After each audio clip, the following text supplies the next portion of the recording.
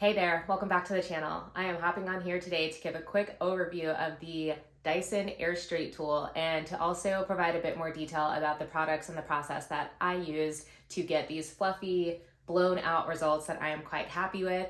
If that is something that you are interested in, stick around and we will jump right into it. All right, so let's talk about the tool itself, the Dyson Airstrait. As you can see, it is shaped like a flat iron basically. And when you flip it over to the side, you can see that there's a bunch of different buttons. Okay, so first up, we've got the power button. When you turn that on, what you'll notice is that it goes into this automatic 3-second cleaning process just to make sure that there's nothing that is obstructing the airflow on the other side here.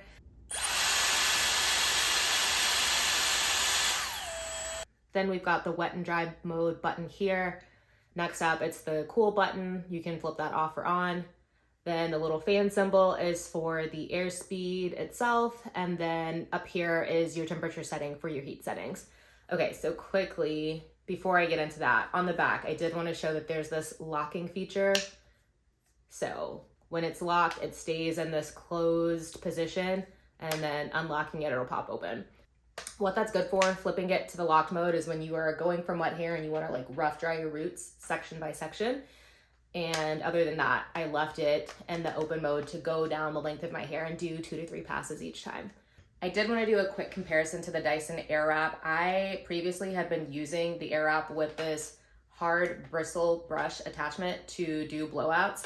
And I had initially intended to do a side-by-side, so one half of my hair with the Dyson Airstrait and the other with the Airwrap with this attachment to compare. Once I did the first pass with the Airstrait though, it was a game changer and I wanted to be efficient. I decided at that point that I was going to be using this all over my head because that first pass gave me such good results in a relatively short amount of time.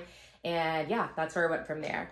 Comparing the two of these, the Airstrait is a little bit heavier. I will actually put these on a scale and put in the measurements here so that you can get a feel. It's not significant, but there is a difference that I can feel just holding these in my hands. So that's kind of the basics of the tool. I'm gonna flip over and talk about products that I used. Here's a bit of context on what state my hair was in before I started the wash day routine leading up to using the Airstrait. I was coming off of a trip to Hawaii, so I had a mixture of salt water in my hair and also a bunch of foam mousse that I had used to create a braid out and get some hold from there. So lots of buildup that needed to be washed out. I started with a quick shampoo with this Neutrogena clarifying shampoo just to break down all that residue to really prep my hair for the next step, which is the Olaplex Bond Rebuilding Treatment. I went in, as I usually do, with the number 0, let that sit for about 10 minutes, and then I layered on the number 3, which is the active bond builder portion. Okay, so I let the Olaplex combination of the 0 and the 3 sit in my hair for probably about 25 to 30 minutes in total. Went back in with a different shampoo, the number 4 from Olaplex, just to make sure that all of those products were out of my hair.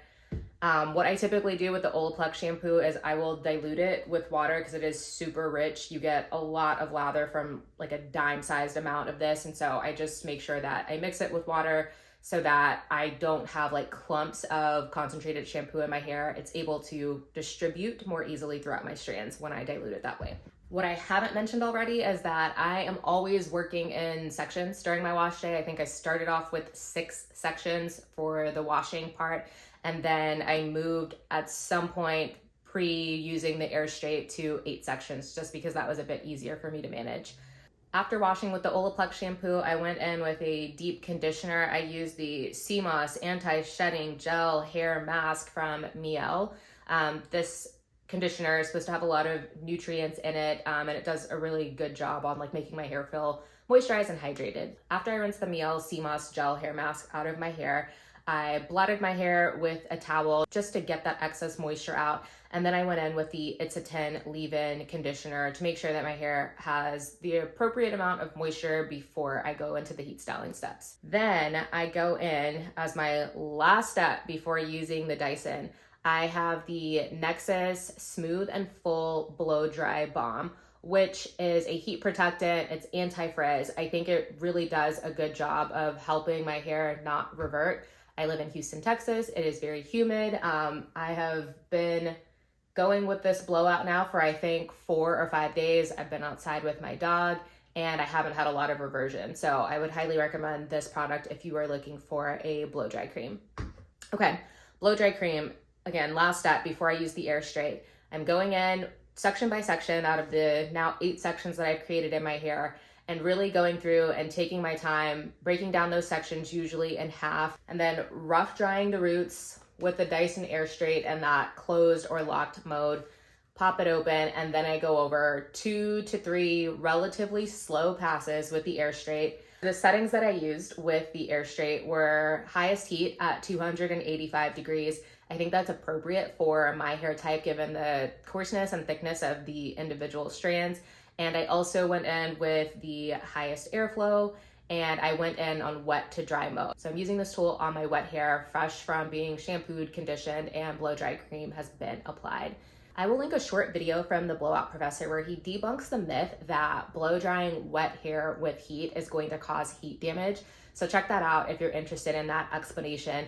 Again, that is sort of my justification for why I use highest heat for my hair type. And it's also that your hair is more pliable when it's in a wet state. So you're gonna get a better, smoother end result if you go that route. I went all around my head with this tool. It took me roughly 35 minutes, and that is inclusive of the learning curve of me trying to figure out how to use the tool. I'm pretty sure that I will be able to get it under 30 seconds going forward. So check out that short video that I have posted where there's a lot of sped up footage of me going around my entire head with the tool so that you can get a feel for the flow and how I was managing that. I will call out again, wet hair is more pliable, and going from wet to dry will usually give you better and sleeker results. So because of that, I also had a spray bottle on hand so I could re-wet parts of my hair that might have dried out. Keep that in mind if you are a person like me that realizes it's probably gonna take you a bit of time and you wanna make sure that your hair is at least in a damp state so that you get those smooth results. Also, I wanna call out what I've been doing to maintain my hair. I've been using one of those long, like wrap around your head foam rollers to create kind of like this loose wave effect. I also have a short video on that I will link below for my heatless waves. That has been really effective at giving my hair a way to just sort of stay contained at night.